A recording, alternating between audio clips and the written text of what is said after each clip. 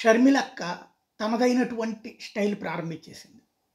వాస్తవంగా చంద్రబాబు, జగన్మోహన్ రెడ్డి, కేసీఆర్, రేవంత్ వీళ్ళు ఒక స్టేజ్‌లో ఉండాల.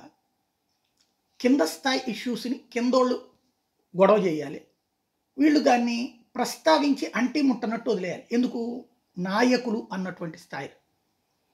షర్మిల ఇవాళ ప్రమాణ స్వీకారం సందర్భంగా బయలుదేరడం. దారిలో కాన్వాయ్ హైవే మీద వస్తా ఉంటే, హైవే మొత్తం స్ట్రక్ అయిపోతుంది. కాబట్టి రూట్ మార్చారట.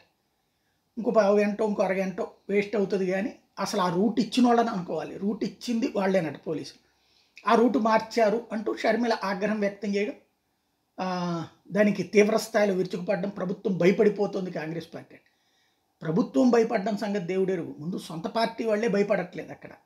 అది పక్కన పెడితే షర్మిల ఈ కార్యక్రమాన్ని అంటే ఆవిడే స్వయంగా మాట్లాడడమే ఇక్కడ వింత. ఆవిడే మాట్లాడతా కాన్వాయ్ని పక్కకి తీసేయడం ఏంటి, ఇది రాక్షస ప్రభుత్వం ఇట్లాంటిది.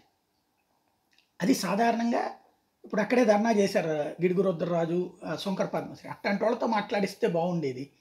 స్ట్రేచర్ మెయింటైన్ చేయాలి ఒక స్టేజ్కి వచ్చేటప్పుడు. అది జాగ్రత్తగా గుర్తుపెట్టుకుంటే బెటర్.